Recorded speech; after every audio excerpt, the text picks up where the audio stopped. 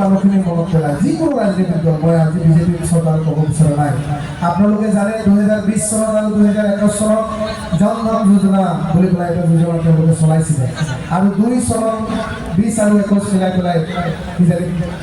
প্ৰায় 5,000 টকা দিছিলে আৰু আমাৰ মানুহে কাম ক্ষতি কৰি পেলাই তেওঁলোকে বেংকত গৈ পেলাই টকাবিলাক উলিয়াবলৈ চেষ্টা কৰিছিলে আজি 5টা বছৰ শেষ হ'বলৈ হ'ল 2020 চনৰ পৰা যদি আপোনালোকে চাই তেতিয়াহ'লে 5টা বছৰ হ'বলৈ হ'ল ধন ধন যোজনা নামৰ কোনো আঁচনি চলা নাই কিন্তু এটা কথা মনত ৰাখিব ইলেকশ্যন আহি আছে হয়তো এই বছৰ নহ'লে অহা বছৰ আপোনালোকে ধন ধন যোজনা পাব মনত ৰাখিব টকা ল'ব কিন্তু প্ৰশ্ন কৰিব লাগিব চৰকাৰখনক যদি আপোনালোকে প্ৰশ্ন কৰিবলৈ এৰি দিয়ে তেওঁলোকে কিন্তু আমাক যি ধৰণে বিগত দিনবিলাকত আজি ৭৭টা ৮৭টা বছৰত আমাৰ কংগ্ৰেছ এজিপি বিজেপি যিমানবিলাক চৰকাৰ হৈছে তেনেধৰণে ঠগি আহিছে আগতো যিবিলাক চৰকাৰ হ'ব তেওঁলোকে কিন্তু আমাক ঠগিব পাহৰি নাযাব বন্দে ভাৰত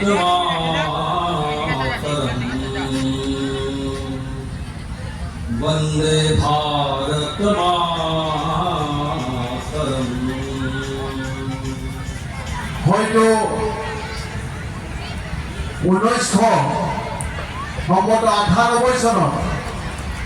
প্ৰথমবাৰৰ বাবে চানমাৰীবাসী একত্ৰিত হৈ পেলাই এটা কলম পৰব আয়োজন কৰিছিলে আৰু তাৰ মাজতে আৰু এবছৰ ইয়াতে কলম আয়োজন হৈছিলে আৰু তাৰ পাছত বহু বিৰতিৰ পাছত এই কলম ইয়াতে হোৱা নাছিল যিয়ে নহওক মই গণেশ গোৱালা আৰু তেওঁৰ সতীৰ্থসকলক অশেষ ধন্যবাদ জনাইছোঁ যে গণেশ গোৱালাৰ নেতৃত্বত এইবাৰ অতি সুন্দৰভাৱে এই কলম পৰবৰ আয়োজন কৰা হৈছে আমাৰ ওচৰত আৰু বহুকেইজন বক্তা আছে মই তেখেতসকলক চব ক'বলৈ আমাৰ সন্মানীয় দাদা তিনিচুকীয়া কল্যাণ প্ৰাধিকৰণৰ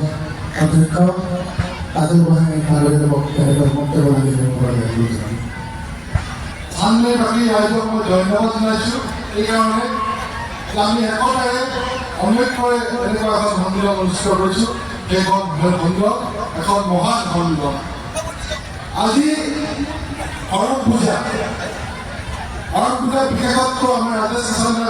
বৰ ধুনীয়াকৈ ক'লে মন্ত্ৰী সঞ্জয় কিষাণেও বিশিষ্ট সাৰৰ কথা ক'লে আমি কিন্তু এটা কথা অনুৰোধ এটাই যে আমাৰ মাজত যিবিলাক সোমাই আছে প্ৰতিভা সেই প্ৰতিভাবিলাক বিকাশ কৰিব কিন্তু আমাৰ মঞ্চ আছে সেই মঞ্চ হ'ল আজি কৰম সন্মিলনৰ দৰে এটা মঞ্চ ইয়াত 1998 চনত কৰম সন্মিলন এইখন ফিল্ডত আৰম্ভ হৈছিল মোৰ মনত পৰিছে সেই সময়তে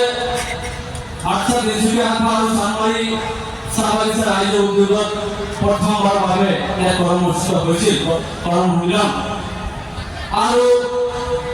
সেই কৰম সন্মিলন সাংস্কৃতিক বিভাগৰ দায়িত্বত আছিল আজি মুকলি কাবিনেট সভাৰ সভাপতি পৰেশ বৰাক দায়িত্ব দিয়া হৈছিল আৰু আমি নিমন্ত্ৰণ জনাইছিলোঁ গীত গাবৰ কাৰণে এতিয়া বৰ্তমানৰ ভাৰত চৰকাৰৰ পুৰস্কাৰ প্ৰাপ্ত পদ্মশ্ৰী দুলামণি ডাঙৰীয়াই সাংস্কৃতিক সন্ধিয়া গীত পৰিৱেশন কৰিব আহিছিল এইখিনি কথা মনত পৰিলে মোৰ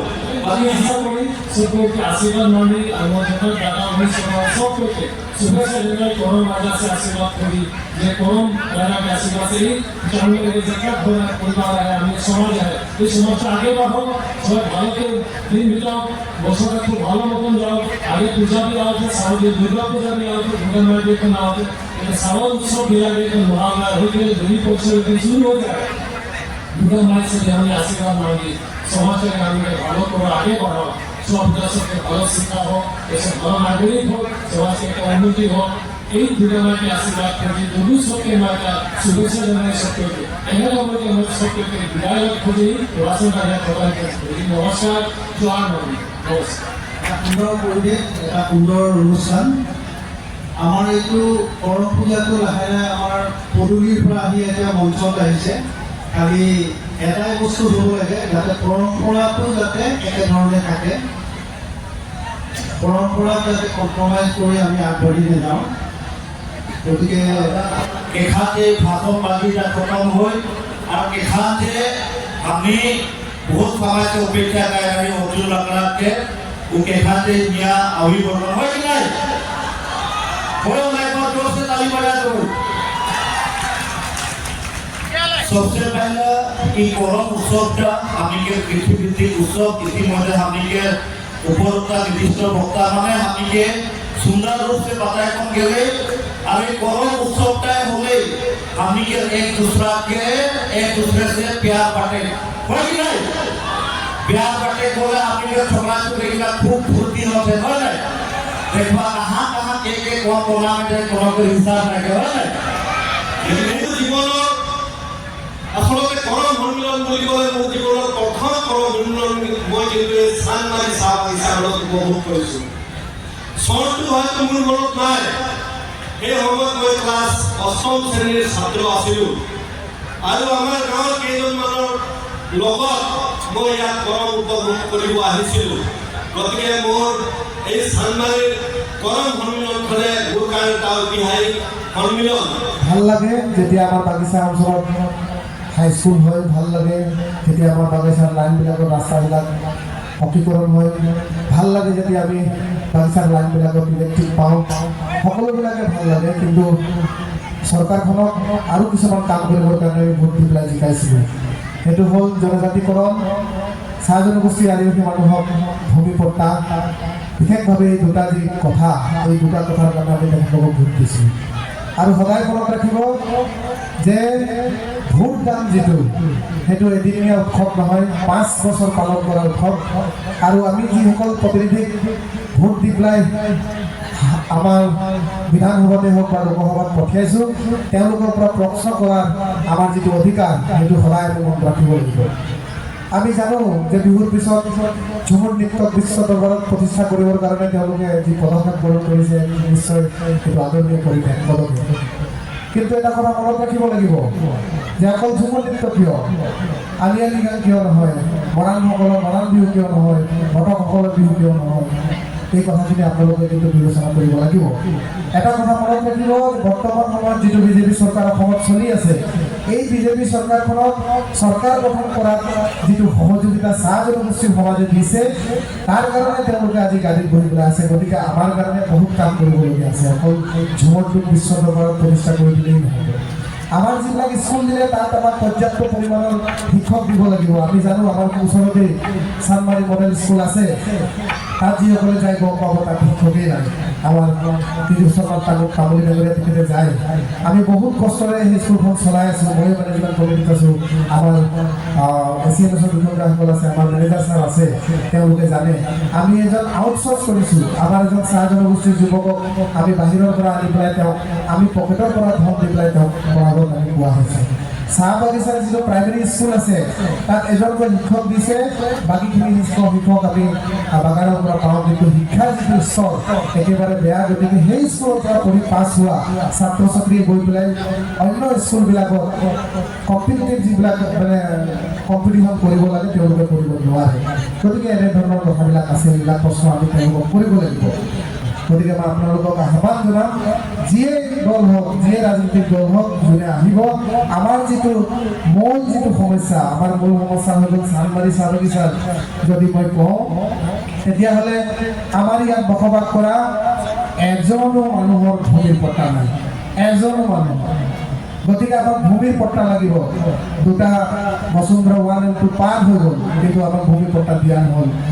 বসুন্ধৰা 3 যদি ভূমি পট্টা নিদিয়ে তেতিয়াহ'লে 2026 চনত কিন্তু এই প্ৰশ্নটো আমি কৰিব লাগিব কাৰণ ভূমিৰ অধিকাৰ নাথাকিলে একোৱেই নাই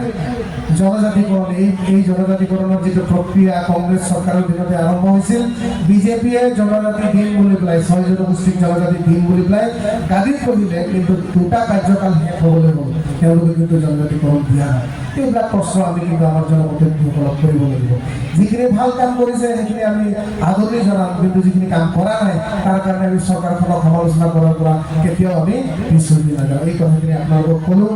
এই কৰম সন্মিলনখিনি আজিৰ পৰা প্ৰায় 26 বছৰ আগত 1999 চনত ইয়াত অনুষ্ঠিত হৈছিলে মোক এইকাৰণে চনটো মনত আছে যে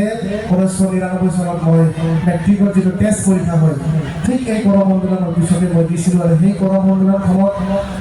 মই চানমাৰী আটছাৰ যিটো প্ৰাইমেৰী কমিটি আছিলে মই সম্পাদকৰ দায়িত্ব পাইছিলোঁ আৰু স্বৰ্গীয় সমাজ শিল্পী ডাঙৰীয়াৰ সভাপতিৰ দায়িত্ব পাইছিল। সেই সময়ৰ আৰ্টছাৰ শাখা সমিতিৰ সভাপতি যতীন বৰাই ডাঙৰীয়াৰ সম্পাদক নগেন কুমাৰ ডাঙৰীয়া আছিল আৰু তেখেতলোকৰ নেতৃত্বতে প্ৰথমবাৰ 1999 চনত ইয়াত কৰম সন্মিলন হৈছিল। গোলাম নন্দী আহিছিলে ইয়াত গীত গাবলৈ আৰু 2000 চনত পৰৱৰ্তী আমাৰ যিটো কালী পূজা ঘৰ আছে তাত এবছৰ হৈছিলে কৰম সন্মিলন